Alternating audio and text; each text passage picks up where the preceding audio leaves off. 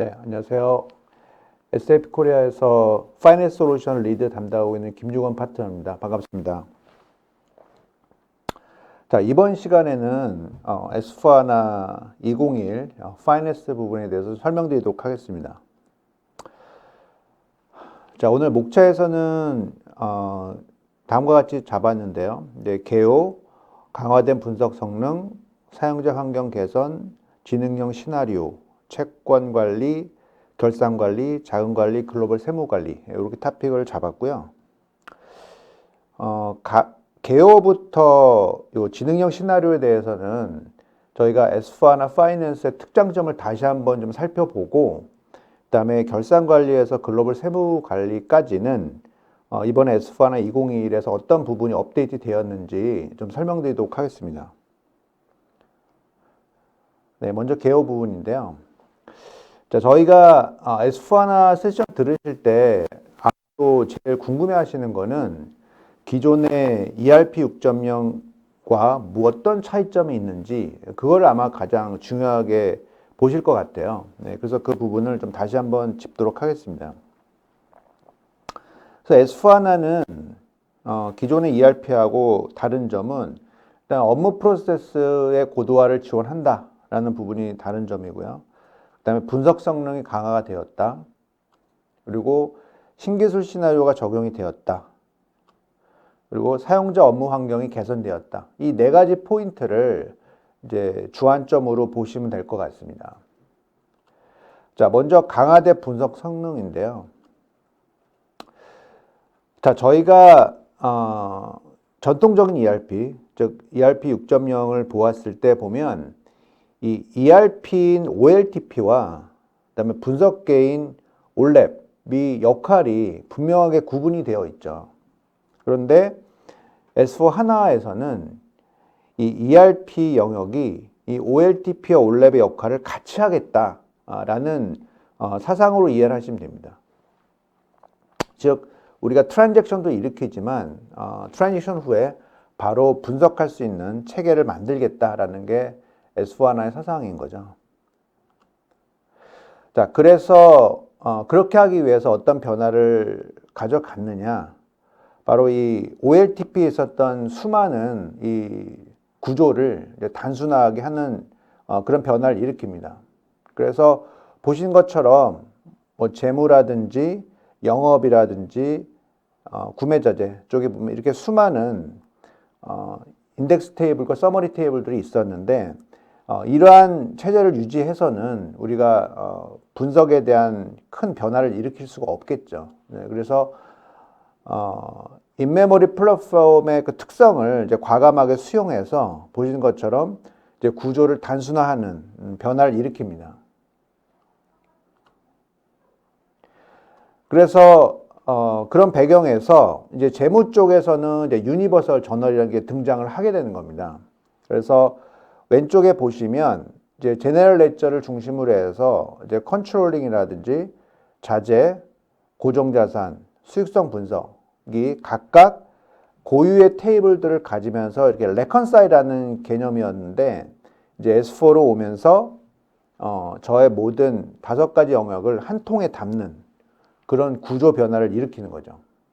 그래서 그 이유는 저렇게 정보를 한 곳에 모아야 우리가 분석을 하기 용이하기 때문에 그런 구조적인 변화를 일으킨 겁니다. 자, 그래서 결과론적으로는 어떻게 되었느냐? 이제 분석을 이전보다 훨씬 용이하게 할 수 있게 되었죠.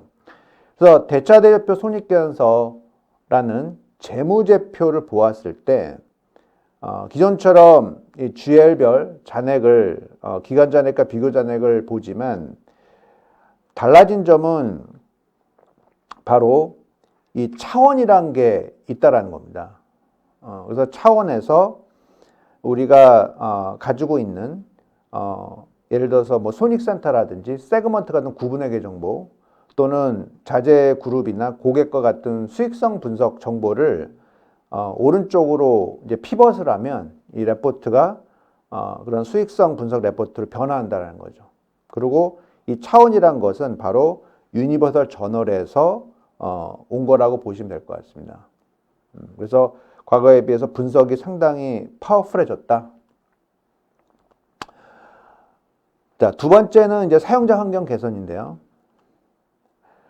자, 우리가 ERP 6.0에서의 화면을 보면 우리가 굉장히 많은 아이콘들과 이 탭들이 나와 있는 걸 볼 수가 있습니다. 그래서 이거는 뭐 펄체스 오더 내놓은 화면인데 그 이유는 바로 기능 위주로 화면을 디자인해서 그렇게 된 겁니다. 그래서 이 화면을 통해서 많은 기능을 수행할 수가 있고 또 ERP 6.0만 해도 많은 기능이라든지 탄탄한 어떤 회계 물류와의 인테그레이션 이런 걸 더 중요하게 생각했기 때문에 이렇게 화면이 좀 복잡했었다라는 거죠.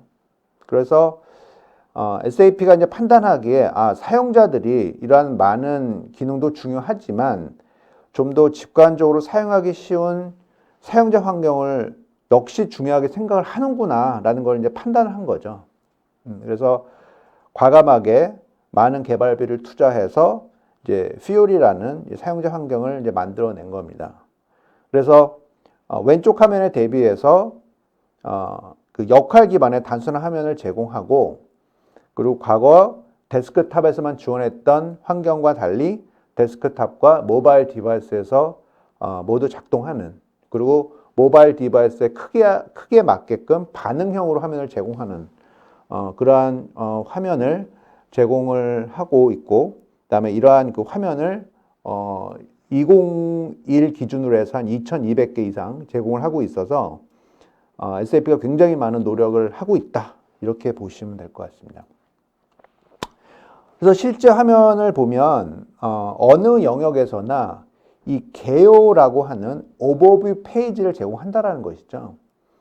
그래서 총계정 원장 개요도 제공을 하고 뭐 채권에 대한 개요, 채무에 대한 개요, 영업에 대한 개요, 구매에 대한 개요를 모두 제공을 해서 단일 트랜잭션과 또는 단일 분석에 부가적으로 이러한 그 오버뷰 페이지를 제공해서 아웃룩을 볼 수 있게끔 한다라는 것이죠. 그래서 저희가 재경 담당자가 출근을 하면 제일 먼저 볼 것은 매입 채무 회전일 또는 매출채권 회전일 뭐 이런 것도 좀 체크해 볼 수가 있고 그 다음에 이제 빠른 링크를 통해서 우리가 데일리하게 트랜잭션 일으키는 그러한 피오리 앱으로도 바로 이동할 수가 있는 것이죠.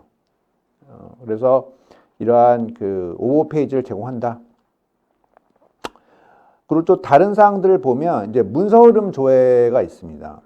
그래서 SAP ERP는 물류하고 회계하고 인테그레이션이 타이트하게 되어 있기 때문에 그 전표에서 물류의 흐름과 회계 흐름을 모두 볼 수가 있죠. 그런데 과거 ERP 6.0의 화면을 보면 이렇게 워터폴 방식으로 그 문서들이 떨어져서 어떨 때는 이게 물류 문서인지 회계 문서인지를 좀 혼란스러워 할 수가 있습니다. 그래서 S4하나 그 피오리에서 디자인할 때 보시는 것처럼 물류의 흐름과 그 회계 흐름을 상하로 명확하게 구분을 해서 좀 직관적으로 화면을 볼 수 있게끔 그렇게 바꿨고요. 그 다음에 이제 전표 조회를 보면 마찬가지로 워터폴 방식으로 차대변이 쭉 떨어지다 보니까 좀 직관성이 떨어졌었는데 보시는 것처럼 BS 계정과 이 P&L 계정으로 명확하게 이제 구분을 했고요. 그리고 이제 재경 담당자가 익숙한 이런 티어 카운트를 제공을 한다라는 것이죠. 그래서 좀 더 직관적으로 화면을 제공해서 예를 들어서 이제 구매 프로세스가 흘렀으면 입고전표가 발생하겠죠. 네, 그럼 입고전표를 보았을 때 BS에서 흐르고 있다는 걸 볼 수가 있고, 그다음에 채무전표를 보았을 때 이제 BS와 뭐 P&L 계정까지 발생한 이런 것들을 좀 더 BS 계정과 P&L로 나누고 티어 카운트를 또 씀으로써 명확하게 UX를 제공하고 있다. 이렇게 보시면 될 것 같습니다. 자, 세 번째 특장점은 이제 지능형 시나리오가 되겠는데요. S4하나와 ERP 6.0의 차이점은 말씀드렸듯이 지능형 시나리오를 제공한다는 겁니다. 그래서 우리가 ERP를 보았을 때 뭐 재무나 관리 회계나 영업 구매 이렇게 모듈화가 돼 있듯이 마찬가지로 인텔리전트 영역도 이렇게 네 가지 영역으로 모듈화가 되어 있습니다. 그래서 이제 우리가 봇과 이제 일을 하는 통로 역할을 하는 컨버세이션 AI, 그 다음에 이제 우리의 작업을 최대한 작업을 자동화해주는 인텔리전트 LPA, 그 다음에 어떤 이슈 사항이 발생했을 때 어떻게 대응하라라고 하는 인사이트 액션을 알려주는 시츄에이션 핸들링, 그 다음에 과거 데이터를 기반으로 해서 어떻게 업무를 했으면 좋겠다라고 제언해주는 이제 머신러닝까지. 그래서 이 네 가지 영역으로 그 인텔리전트 시나리오를 제공하고 있습니다. 그래서 기술만 제공하는 것이 아니라 항상 SAP는 시나리오를 제공하기 때문에 각각 영역에 대해서 시나리오를 제공하고 있다라는 거죠. 그래서 RPA 시나리오가 있고, 시츄에이션 핸들링 시나리오가 있고, 머신러닝 시나리오가 있습니다. 이 중에서 몇 가지만 살펴보면 이제 가장 많이 보시는 시나리오가 바로 인보이스를 자동으로 처리하는 화면입니다. 그래서 우리가 서플라이어가 인보이스를 이제 뭐 PDF 파일을 보내면 우리가 통상적으로 했던 거는 저 PDF 파일을 열어서 눈으로 확인해서 아이 체킹하면서 이제 전표를 만드는 그런 일도 해왔었는데, 이제 우리가 아무런 행동을 하지 않더라도 봇이 이제 저 PDF 파일을 열어서 사전에 약속한 그 PDF 파일의 위치와 SAP 칼럼을 이제 매핑을 해서 얘가 자동으로 임시 전표를 만들어 준다라는 거죠. 또 하나는 이제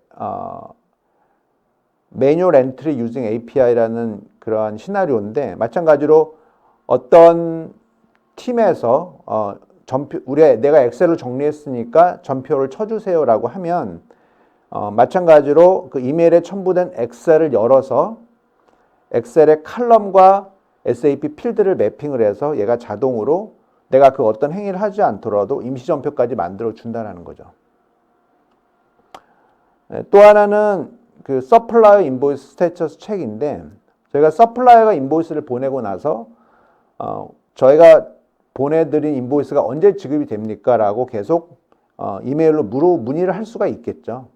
그러면 인보이스를 우리가 읽어서 언제 지급이 될 거다라는 거를 알려주는 그런 것도 저 대신에 이제 봇이 대신 해줄 수 있다라는 거죠.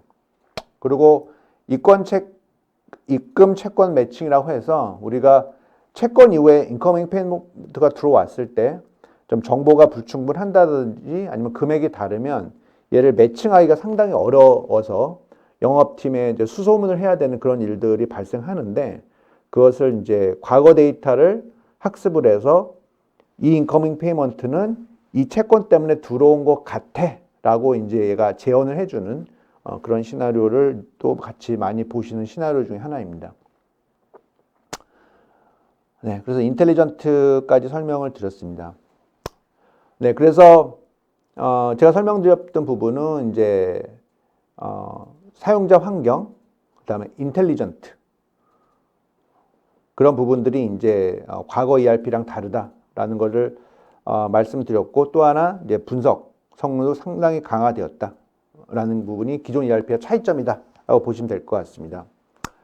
자, 그러면 이제 설명드렸던 분석, UX, 인텔리전트 시나리오 외에 업무적으로 어떠한 부분들이 좋아졌느냐를 이제 설명을 드리겠습니다.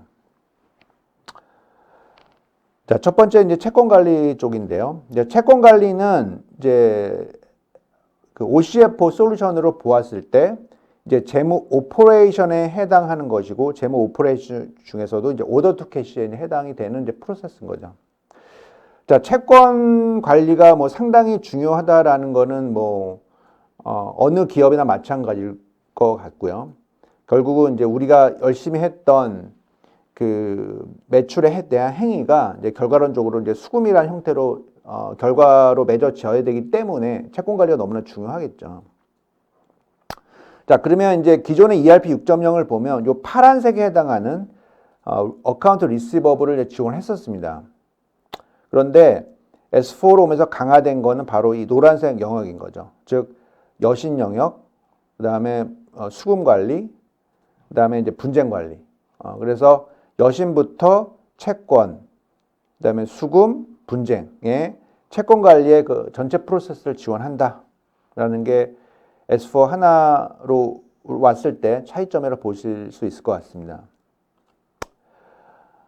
네, 그래서 이제 여신 같은 경우를 보면은 그 외부 신용평가사로부터 우리의 그 거래처의 그 신용 등급에 대한 정보를 이제 받게 되는 것이죠. 그래서 그 기업의 어떤 재무 상태라든지 신용 등급을 1차적으로 받고, 그리고 우리의 내부 로직에 그걸 더해 가지고 우리가 이 고객한테 어떤 그 신용 리스크 클래스를 정의할 거냐, 부여할 거냐가 결정이 되게 됩니다.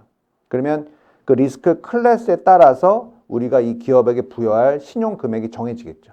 뭐 예를 들어서 뭐 1억이라든지 뭐 5억이라든지 그 한도 내에서 우리가 이 고객과 외상 매출 거래를 할 수 있다라고 결정이 되는 것이죠. 그리고 이 고객이 이제 신용 리스크가 정해진 후에 뭐 외상 매출금을 잘 갚을 수도 있고 잘 갚지 않을 수도 있을 텐데, 잘 갚으면은 우리가 그 익스포저가 굉장히 낮아지겠죠. 그러면 이 고객은 상당히 그 재무적으로 안정적이면서 신용을 잘 지키고 있기 때문에 더 많은 그 신용 한도를 부여한다라든지 뭐 그런 걸 할 수가 있고, 그럴 경우에 이제 시스템이 이 고객은 익스포저가 낮기 때문에 다음 등급의 이제 신용 한도로 신용 리스크 클래스로 올려줘도 괜찮겠습니다라고 제안을 해줍니다.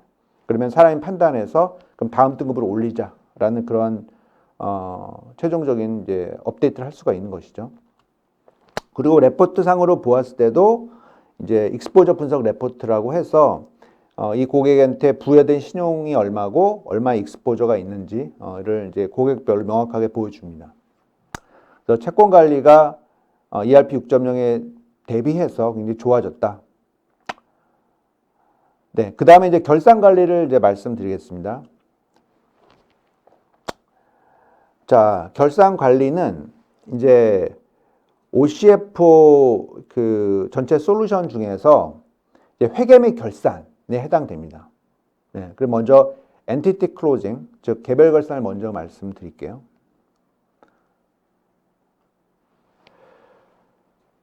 자, 우리가 이제 개별 결산을 할 때 보통 기업마다 그 우리가 정해져 있는, 우리가 그 목표하고 있는 그러한 그 결산 일정이 있죠.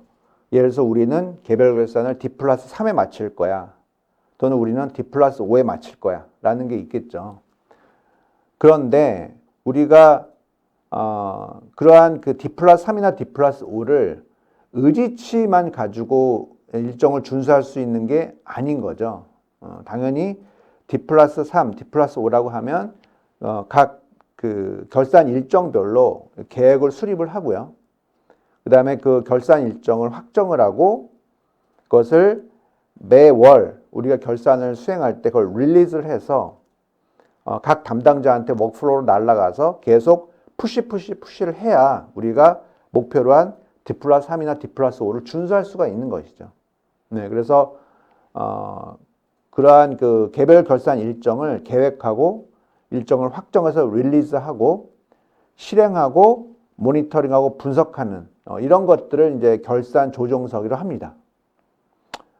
그래서 이런 것들을 이제 SAP에서도 이제 솔루션으로 이제 제공을 하고 있고, 그거를 Financial Closing Cockpit이라고 합니다. 그런데 S4 하나 오면서 이 Financial Closing Cockpit에 이제 다음 버전이 나왔습니다. 네, 그걸 이제 Advanced Financial Closing이라고 합니다. 그래서 클로징 칵핏과 어드밴스드 파이낸셜 클로징하고 차이점은 바로 이러한 그 클로징 헙을 제공한다는 것이죠. 그 의미는 물리적인 이 솔루션의 위치가 ERP에 인베디드 되어 있는 것이 아니라 이렇게 SCP, SAP 클라우드 플랫폼, 요즘 이제 BTP로 이제 이름이 바뀌었죠. BTP 상에서 제공을 한다라는 것입니다. 그러면 그게 어떤 의미가 있느냐? 바로 클로징 허브 역할을 한다라는 것이죠.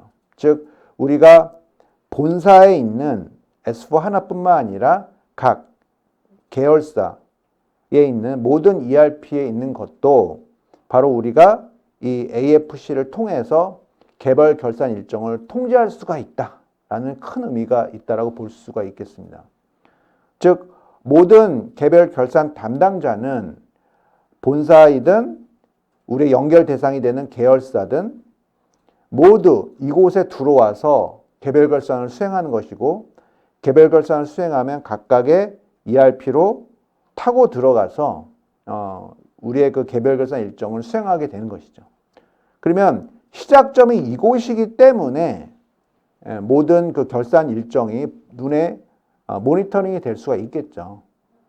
그래서 그것이 과거에 ERP에 인베디드 되어 있던 클로징 칵핏과 어드밴스드 파이낸셜 클로징의 차이점이다 라고 이해해 주시면 좋을 것 같습니다.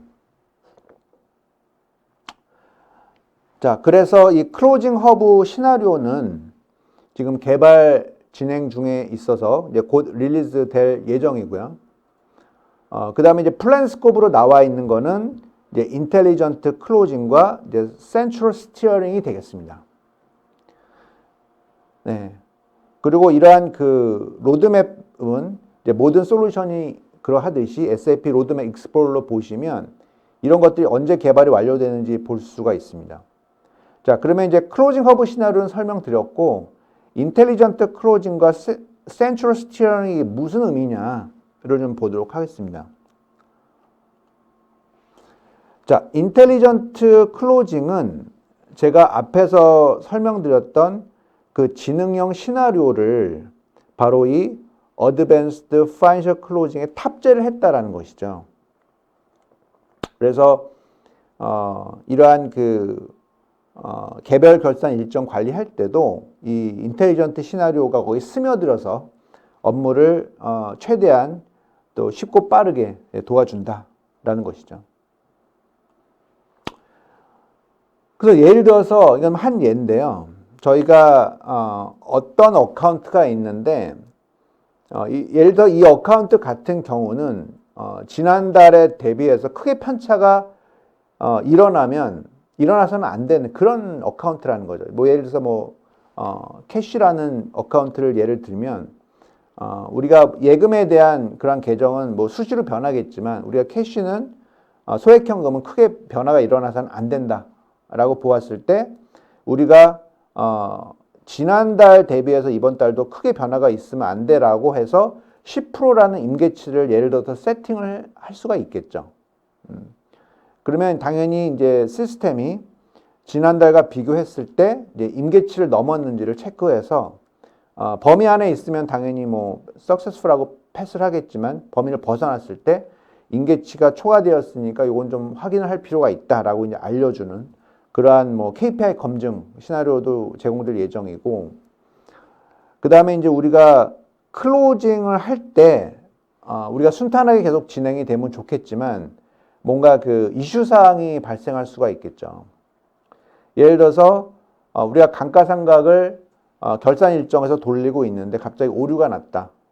보았더니 콜센터가 블락이 되어 있다. 락이 걸려 있다. 뭐 이런 경우가 있겠죠. 그러면 지금의 결산 일정 관리자는 그냥 단순하게 이제 빨간불로 락이 걸렸다라고 표현하겠지만 이 지능형 시나리오가 탑재된 시나리오에서는 그거를 이슈를 확인하고 그 다음에 그 리졸루션까지 이제 이 봇이 해결을 하는 그러한 역할까지 해준다는 거죠. 즉 명확하기 때문에 콜센터를 락을 걸려 있기 때문에 봇이 돌아서 이제 콜센터 락을 풀고 다시 감가상각을 수행해서 로그를 남기는 그런 지능형 시나리오를 이제 얘가 수행을 한다. 그래서 과거처럼 이 에러가 났을 때 당황하면서 가서도 콜센터를 다 확인하고 락을 풀고 이런 것을 사람이 하는 것이 제휴 담당자가 하는 것이 아니라 그 담당 업무를 이제 우리 봇이 대신 해준다. 라는 게 이제 인텔리전트 클로징의 예가 될 수 있겠습니다. 그래서 이런 것들도 다 탑재될 예정이 있고요. 그 다음에 이제 센트럴 스티어링 부분인데, 센트럴 스티어링이 무슨 말이냐라고 하면은 이제 우리가 지금까지 이제 개별 결산을 계속 설명을 드렸죠. 개별 결산 설명드렸는데 앞으로는 그 연결 결산까지 이 AFC에 들어올 예정입니다. 그래서 이제 연결에 대한 솔루션은 이제 S4 하나로 오면서 이제 그룹 레포팅이 이제 공식적으로 연결 솔루션이 되었는데 그룹 레포팅에서도 연결 결산 프로세스가 있죠. 데이터를 취합하고 그다음에 일리미네이션하고 이제 4대 재무제표를 만드는 그런 과정에서 데이터를 취합하고 일리미네이션 하는 또 연결 프로세스들이 있는데 그 프로세스도 향후에는 어드밴스드 파이낸셜 클로징에 녹일 거다. 그래서 개별 결산과 연결 결산을 이원화해서 프로세스하는 것이 아니라 이제 우리가 한 곳에 다 모아놓고 본사, 계열사, 연결의 업무를 연결 결산 업무를 모두 어드밴스드 파이낸셜 클로징이라는 칵핏에서 모두 진행하게 하겠다라는 게 이제 미래 청사진이 되겠습니다. 그래서 우리가 결산 현황판을 도입을 하겠다라고 하면 과거의 클로징 칵핏보다 이러한 미래 지향점을 가지고 있는 이제 어드밴스드 파이낸셜 클로징을 도입을 하시기를 추천드리고 실제로 한 고객사에서 지금 테스트를 진행 중에 있습니다. 네, 그래서 이제 개별 결산 쪽에서 좀 설명을 드렸고요. 그 다음에 이제 코퍼레이트 클로즈, 이제 연결 결산에 대해서 소개를 드리겠습니다. 자, 연결 결산 쪽을 보면 이제 우리가 SAP ERP를 보면은 이제 굉장히 많은 연결 솔루션들이 있어 왔습니다. 그래서 ECCS라든지 뭐 BCS, BPC, 뭐 리얼타임 콘솔리데이션, 파이낸셜 콘솔리데이션 등등의 굉장히 많은 연결 솔루션이 있어 왔습니다. 그 이유는 우리가 ERP가 벌써 4세대 ERP가 출시가 되었죠. 이제 그게 S4 하나인데 각 ERP 버전별로 연결 솔루션이 있어 왔고 또 하나는 SAP가 다른 솔루션 벤더를 이제 인수합병을 했는데 인수했던 그 솔루션 벤더들이 이미 연결 솔루션을 들고 있었다는 거죠. 네, 그러다 보니까 여러 가지 연결 그 솔루션들을 가지게 되었다. 근데 S4 하나 오면서 그럼 어떤 솔루션을 결정할 것이냐, 어떤 솔루션이 S4 하나를 위한 솔루션이냐라는 것을 이제 결정을 했는데 그것이 바로 이제 그룹 레포팅입니다. 자, 그룹 레포팅은 자 기존에 어떤 그 별도의 데이터 마트를 갖는 연결 솔루션과는 다른 솔루션이죠. 즉 이렇게 별도의 데이터 마트를 갖는 솔루션들을 보면 별도의 데이터 마트가 있고 이 데이터 마트에 본사뿐만 아니라 연결 대상이 되는 법인들의 시산표라든지 내부 거래를 모두 업로딩을 해줘야 되는 그런 프로세스를 거쳐야 되는 거죠. 그런데 이제 S4 하나 그룹 레포팅은 S4 하나 안에 인베디드가 되었기 때문에 이 로컬 어카운팅을 S4 하나 안에 있다면 모두 그룹 레포팅의 연결 원장으로 이렇게 릴리즈를 해서 이렇게 시산표라든지 내부 거래를 별도로 스프레드시트를 올려줄 필요가 없는 것이죠. 그래서 이 로컬에 있는 원장과 이제 그룹 레포팅의 원장이 존재하는 것이고 이것을 이제 더 광의의 의미에서 봤을 때 전체적으로 이제 유니버설 저널이라고 이제 불릴 수가 있을 것 같습니다. 그래서 로컬 어카운팅에 있는 부분은 이제 ACDOCA라고 하는 것이고 그다음에 그룹 레포팅에 있는 원장은 ACDOCU라고 하는 원장이 있는 것이고 이게 광의의 의미에서는 이제 유니버설 저널이다라고 이제 보시면 될 것 같습니다. 자, 그러면 이제 그룹 레포팅은 이제 연결 솔루션입니다. 그래서 기준 정보, 그룹 레포팅에서 제공하는 프로세스는 뭐 기준 정보가 당연히 있어야 되겠죠. 가장 출발점은 기준 정보니까. 기준 정보를 제공하고 관계사 거래 매칭을 제공합니다. 그리고 데이터 모니터라고 하는 이제 데이터를 취합하는 그 프로세스들, 본사뿐만이 아니라 각 계열사의 시산표라든지 그다음 내부 거래를 취합하는 그 과정이 있고요. 그다음에 연결 모니터 부분에서는 이제 일리미네이션을 이제 하게 되는 것이죠. 그래서 이곳에서 하는 거는 이제 내부 거래 소거, 투자자본 상계, 그다음에 연결 데이터 유효성 확인 등을 하는 것이고, 그거 일리미네이션까지 끝나게 되면 우리가 이제 4대 재무제표, 현금 흐름표, 재무상태표, 포괄손익계산서, 그다음에 자본변동표와 같은 내부 거래와 같은 이제 4대 재무제표와 또는 이제 연결 정산표 같은 그런 그 콘솔리데이션에 필요한 그런 정보들을 모두 레포팅할 수가 있게 됩니다. 그래서 이 네 가지 프로세스를 지원한다. 그리고 가장 특장점은 S4하나가 그러하듯이 바로 레포팅입니다. 말씀드렸듯이 항상 분석이 잘 되려면 정보가 한 곳에 무조건 모여야 되는 것이죠. 정보가 분산돼서는 그 분석을 잘 할 수가 없습니다. 그래서 이 연결 쪽도 말씀드렸듯이 ACDOCU라고 하는 그러한 연결 원장의 모든 정보를 모았고, 그것이 개별에서 가지고 있는 ACDOC와 함께 광의 음의 유니버설 저널을 이룬다라고 제가 말씀드렸죠.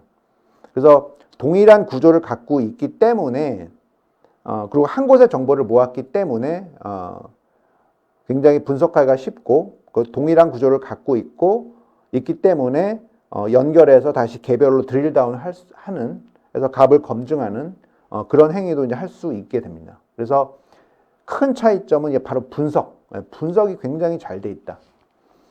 이렇게 보시면 될 것 같습니다. 자, 그러면 이제 What's New는 무엇이냐? 이번에 2021에 들어온 내용 중에서 뭐 재고 미실현부터 뭐 투자자본 상계 합병, 여러 그룹 통화로 통합 등의 7가지가 들어왔는데, 이제 가장 중요한 것은 이제 재고 미실현이라고 보시면 될 것 같습니다. 그래서 재고 미실현은 뭐 잘 아시는 것처럼 이제 내부 그룹사에서 이제 판매가 일어났는데, 그러면 이제 당연히 생산법인에서 판매법인으로 재고가 이동했겠죠. 그런데 판매법인에서 최종 소비자까지 아직 판매가 되지 않았다라는 거죠. 그러면 기중에 일어났었던, 월중에 일어났었던 이러한 내부 거래, 이동에 대한 내부 거래는 아직 판매가 되지 않았기 때문에 일리미네이션이 돼야 되겠죠.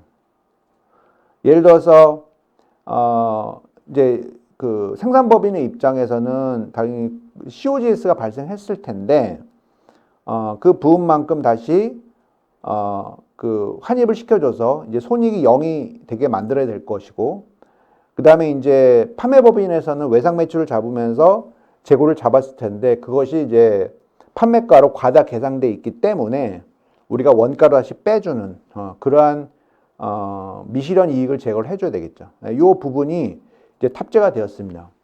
그래서 이제 그룹 레포팅은 이제 미실현까지 들어옴으로써 어느 정도 구색은 완료했다라고 보시면 될 것 같습니다.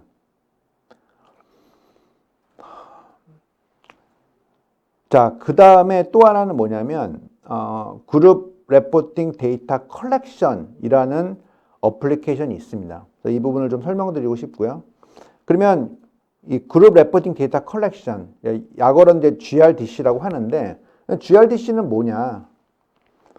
자, 바로 그룹 레포팅에서 보조 역할을 하는 어플리케이션이다. 이렇게 보시면 될 것 같습니다. 그럼 얘가 하는 게 뭐냐? 자, 우리가 본사가 있고 이제 연결 대상 법인들이 있겠죠. 그런데 우리가 연결 대상의 모든 법인들이 이제 GSI 개념에서 모두 S4하나 안에 들어올 수도 있지만 개별의 ERP를 쓸 수도 있겠죠. 네, 그러면 ERP, 개별 ERP를 쓰는 그런 우리 관계사나 계열사 같은 경우는 우리가 내부 거래라든지 시산표를 이제 물리적으로 올려줘야 되겠죠. 올려줄 때 우리가 아주 손쉽게 올려줄 수 있는 그 터널 역할을 하는 것을 바로 GRDC라고 합니다. 네, 그 역할을 데이터 컬렉션에서 하는 것이고, 그러면 당연히 매핑 엔진이라든지 또는 인풋 했을 때 어떤 정상적으로 잘 들어왔다는 뭐 레포트들, 또 그 다음에 그 폼 같은 것들, 또 받아들일 수 있는 폼즈 이런 것들이 다 준비가 되어 있겠죠. 뭔가 이것도 하나의 판매되는 어플리케이션이기 때문에 뭔가 기존에 뭐 엑셀로 올렸던 그런 것과 뭐가 차별화가 되어 있어야 되겠죠. 그래서 이런 것들이 굉장히 충실하게 준비가 되어 있고, 그 다음에 이제 우리가 non-financial 데이터도 마찬가지로 이제 연결해서 올려줘야 되기 때문에 그런 것도 다 올릴 수 있게 되어 있다. 그래서 결과적으로 이제 계열사의 어떤 재무 정보, 연결을 위한 재무 정보를 올려주는 역할도 하고, 그다음에 우리가 주석을 위해서 올려야 되는 그런 non-financial 데이터, 비재무 데이터도 올릴 수 있게 되어 있다. 그래서 그 두 가지 역할을 하는 게 이제 GRDC입니다. 그래서 그룹 레포팅을 구축하실 때 이 GRDC도 같이 이제 구현을 하시기를 권고를 드립니다. 그런데 이번에 왓슨 뉴에서 뭐가 들어왔느냐? 바로 이 GRDC에서 이렇게 로직을 입력할 수 있는 로직을 핸들링하는 그런 부분들이 들어왔다라는 거죠. 그래서 우리가 이 forms, define forms를 할 때 뭔가 거기서 변형을 해야 되면 그 변형을 자유롭게 로직을 걸 수 있는, 로직 처리할 수 있는 부분이 들어왔다. 그리고 추가로 어떠한 그 커멘트를 남겨야 될 상황일 때 커멘트를 남길 수 있는 그런 부분들도 이번에 2021에 들어왔다. 라고 보시면 될 것 같습니다. 네, 그렇고 참고로 이제 그룹 레포팅 같은 경우는 지금 두 고객사가 오픈을 하셨고요. 올 초에 오픈을 하셨고, 그 다음에 이제 한 고객사가 이제 내년 1월에 이제 오픈을 할 예정에 있습니다. 그래서 새 고객사가 사용하고 있고 사용 예정이다. 이렇게 보시면 될 것 같습니다. 그래서 S4 하나 구축하는데 우리 연결 도입을 해야 된다라고 하면은 이제 그룹 레포팅을 최우선순위로 검토를 해 주시기를 이제 부탁을 드리겠습니다. 네, 그 다음에 이제 내부 거래 대사인데, 우리가 이제 연결에 들어가기 전에 이제 내부 거래 대사를 이제 해야 되겠죠. 그래서 내부 거래 대사를 해서 매칭을 다 해놔야 결국 이제 일리미네이션을 할 수 있는 거지 않습니까? 그래서 이제 관계사 거래 매칭이 상당히 중요하고, 연결 결산 프로세스를 단축하는데 가장 중요한 역할을 하는 게 이 부분인데, 이제 S4 하나 1909에 내부 거래 대사를 위한 인터컴퍼니 매칭 앤 레컨실레이션이 들어왔습니다. 그래서 약어로는 ICMR이라고 합니다. 그래서 ICMR은 기존의 내부 거래 대사 툴을 보다 파워풀하게 진화시켰다 이렇게 보시면 됩니다. 그래서 처음에 ICMR에 이런 칵핏 기능이 있어서 우리가 연결을 하는 모회사와 자회사들이 어떤 그 매칭이 다 되었느냐를 보는 그런 칵핏 기능이 있고, 그 다음에 이제 오른쪽 화살표를 누르면 전체 밸런스 차원에서 우리 모회사와 이제 그 연결 대상의 회사가 일치를 하고 있느냐, 불일치를 하고 있느냐, 그것을 이 그룹별로 또는 레컨실레이션 케이스별로 얘를 이제 검토를 할 수 있게끔 제공하고 있습니다.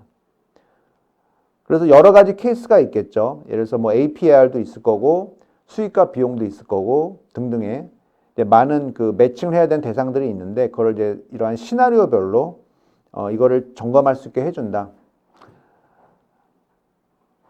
근데 이 중에서 우리가 불일치를 발견했다라고 하면은 왜 불일치가 났을까 하고 상세를 확인해주는 화면으로 이동할 수가 있습니다. 마찬가지로 오른쪽 화살표를 이제 이동을 하면 각 그 내부 거래 대사를 라인 아이템별로 이제 확인을 할 수가 있는 화면으로 넘어가게 됩니다. 그러면 사실은 이제 첫 번째 작업은 결산할 때 첫 번째 작업은 이 작업부터 진행을 해야 되겠죠. 그래서 이 작업이 완료가 되면 역순으로 봤을 때 모두 파란불이 들어오게 되겠죠. 자, 그러면 이 라인 아이템 쪽에서 이제 매칭을 하려고 하면 마찬가지로 시나리오별로 뭐 채권 채무라든지 또는 뭐 수익 비용이라든지 뭐 등등의 그런 시나리오별로 요 매칭을 할 수 있게 되고, 기본적으로 오토 매치라는 게 있어서 기본적으로 룰 베이스로 이제 매칭을 할 수 있게가 도와줍니다. 그래서 예를 들어서 대표적인 룰 매칭이라고 하는 것은 이제 인보이스 번호 또는 뭐 인보이스 일자 또는 동일한 금액, 이런 것들이 매칭에 대한 기본적인 룰이 되겠죠. 그럼 룰들을 쭉 세팅할 수가 있게끔 되어 있고, 이미 세팅이 되어 있고 또 세팅을 추가할 수 있게끔 되어 있어서 굉장히 파워풀하게 이제 내부 거래 대사를 수행할 수 있게 얘가 도와준다 라는 것이죠. 그래서 이제 오토 매치를 누르면 딱 매칭이 되는 거는 저 위에서 아래로 쭉 떨어질 것이고요. 그다음에 이제 매칭되지 않는 것들, 예를 들어서 뭐 트랜잭션 커런시를 잘못 썼다라든지 등등 그런 것들이 이제 위에 남게 되는 것이죠. 자, 그러면 그 남은 것들을 어떻게 할 거냐. 그게 이제 힘든 거죠. 자, 그래서 이번에 왓슨 뉴에 보면은 머신 러닝을 통한 매칭을 제공하는 기능이 들어왔습니다. 그래서 항상 이 남아있는 것들이 머리가 아픈 거죠. 그래서 이 남아있는 것들은 뭔가 실수를 한 거죠. 예를 들어서 대표적인 게 이제 트랜지션 커런시를 잘못 쓸 수가 있습니다. 예를 들어서 이제 본사하고 이제 해법인하고 이제 로열티 관련해서 이제 지급하고 우리가 이제 그 로열티를 받아야 되는 그러한 상황에 있는데, 우리는 정상적으로 트랜지션 커런시를 유로로 선택을 했습니다. 근데 해외법인은 착각하고 유로가 아닌 USD를 트랜지션 커런시를 쓴 거예요. 그러면 한쪽에서는 10,000유로가 기입되어 있을 거고 한쪽에서는 10,000USD가 기입되어 있겠죠. 그럼 불일치가 날 수밖에 없겠죠. 그런 것들이 불일치로 뜨는 건데, 그러면 머신러닝을 기법을 써서 우리가 1년치 데이터를 검토해 봤더니 이 오류는 트랜잭션 커런시의 차이 때문에 발생한 불일치야 라고 얘가 알려주는 거죠.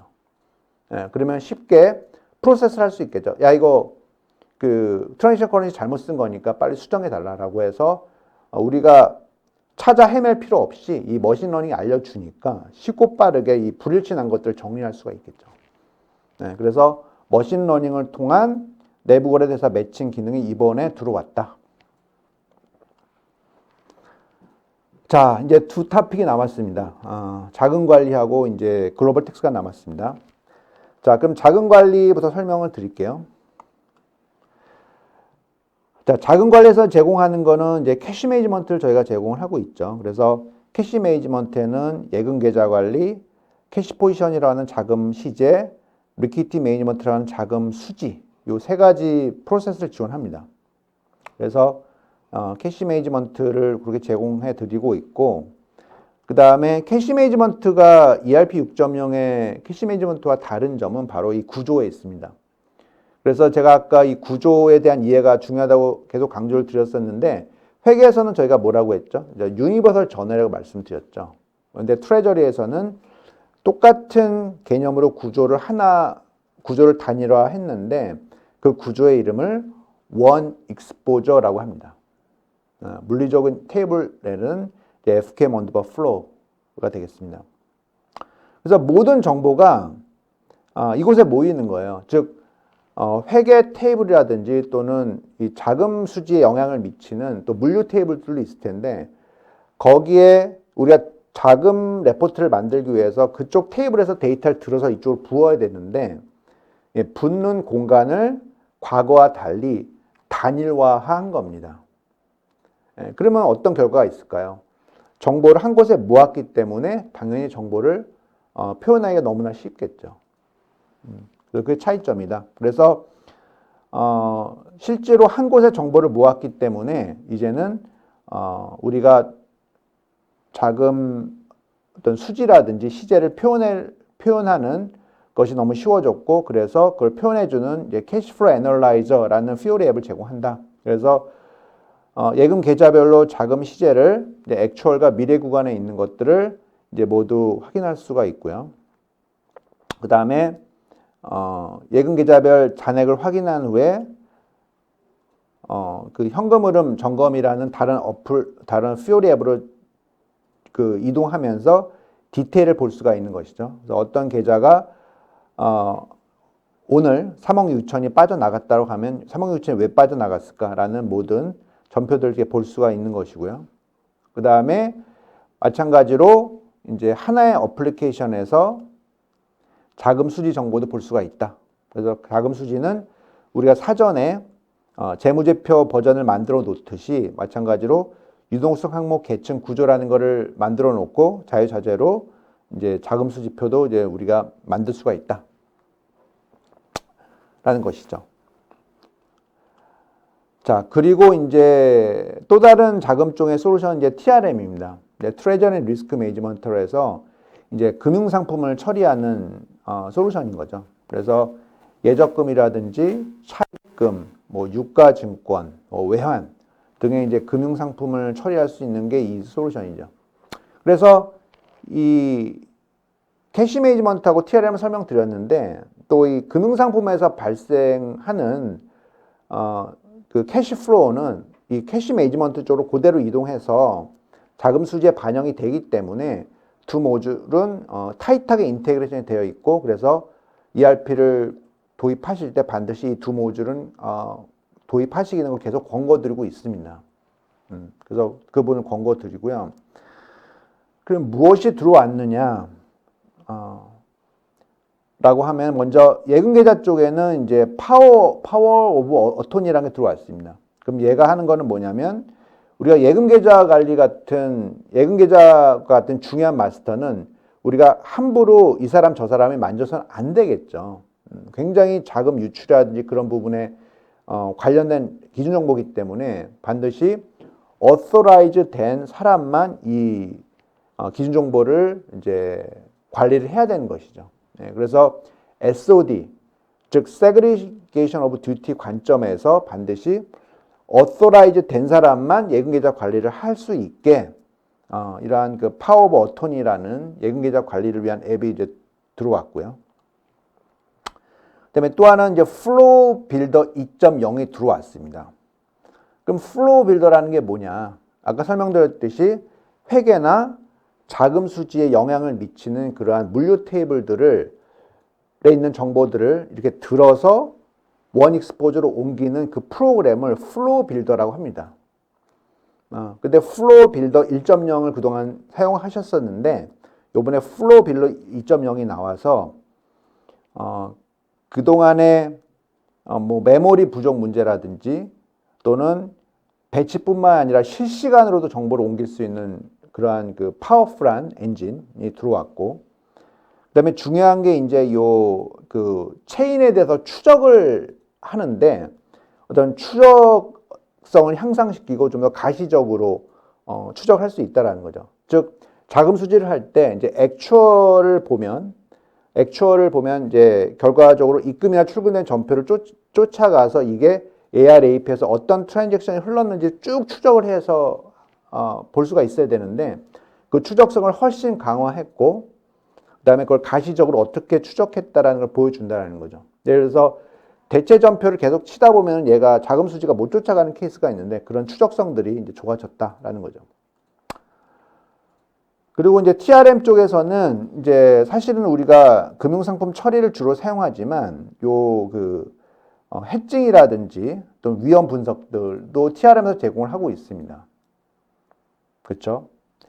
그 중에서 요 해칭에 대한 부분이 이제 강화되었다. 그래서 오른쪽에 보시면은 해칭 매니지먼트 칵핏이라는 게 들어와서 우리가 외환에 대한 해칭에 대한 그런 그 어떤 익스포저를 이제 확인을 하고 그에 대한 해칭 거래를 일으켜서 반영하는 그런 칵핏이 들어와서 좀 더 효율적으로 환해칭을 할 수 있게끔 바뀌었다라고 보시면 될 것 같습니다.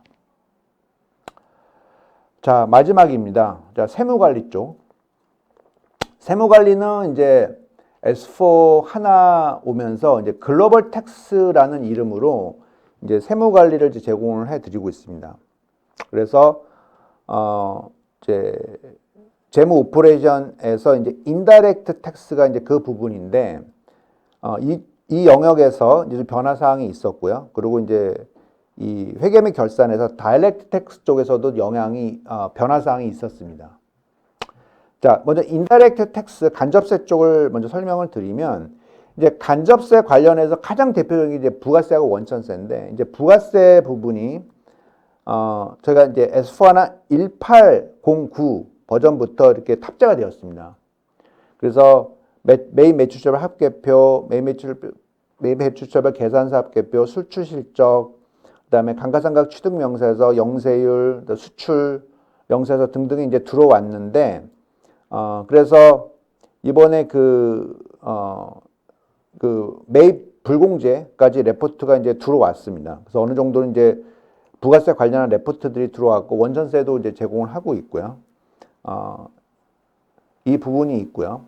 그리고 이제 또 하나 설명드리고 싶은 거는 이 글로벌 텍스 쪽에 어드밴스드 컴플라이언스 리포팅이라고 레포팅을 담당하고 있는, 즉 글로벌 텍스는 전자세금계산서를 담당하는 다큐멘트 컴플라이언스와 세무 보고를 담당하는 어드밴스 컴플라이언스 리포팅 두 파트로 구성이 되는데 이 레포팅 쪽에서 이제 직접법, 간접법에 현금 흐름표를 만들 수 있는 이제 템플릿 레포트가 들어왔다. 그 부분도 말씀드리고 싶습니다. 그쪽이 이제 인다이렉트 텍스 쪽에서의 변화 사항이고요. 그 다음에 다이렉트 텍스 쪽에서 바로 이 법인세 프레임워크가 요번에 들어왔습니다. 그래서 올해 버전에 이제 처음으로 이제 다이렉트 텍스 쪽에 이제 법인세 프레임워크가 들어와서 이제 법인세를 포함하는 레포트를 작성할 수 있는 기능이 들어왔습니다. 자, 그래서 저희가 요 부가세 관련한 워크샵을 지난 11월에 오후에 시간을 잡아서 한 4시간 정도 한번 진행을 했었어요. 그래서 오늘 들으시는 분 중에서 들으신 분이 계셨는지 모르겠는데 마찬가지로 요 현금 흐름표 쪽 직접법, 간접법 어떻게 만들고 구성을 하는지 부분하고 그 다음에 가능하다면 이 법인세 프레임워크까지 설명드리는 워크샵을 이제 내년 3월 안에 다시 한번 만들겠습니다. 만들어서 자세하게 설명드릴 테니까 가급적 참여하셔서 어떤 변화사항들이 있는지 살펴보시면 좋을 것 같습니다. 네, 그래서 오늘 제가 설명드릴 부분은 다 설명을 드렸고요. 오늘 설명드릴 부분은 기존 S4하나 파이낸스의 특장점을 이제 사용자 그 분석과 사용자 환경, 그 다음에 이제 그 인텔리전트 시나리오 설명드렸고, 그 다음에 업무 고도화 측면에서 어떤 부분이 또 개선되었는지, 뭐 채권이라든지 연결이라든지 개별 결산, 그 다음에 텍스 쪽, 그 다음에 자금 쪽 이렇게 설명을 드렸습니다. 그리고 오늘 설명드린 부분은 이 2021 그 변화사항 서머리 What's New라고 하는 부분을 기본으로 기초로 해서 제가 열심히 준비를 했고요.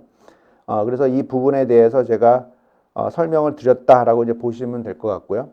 다음 시간에는 관리회계 쪽, 즉 Financial Planning Analysis 쪽에서 2021 그 중심으로 해서 어떤 변화 사항들이 있는지 설명드리도록 하겠습니다. 네, 그럼 이상 마치도록 하겠습니다. 감사합니다.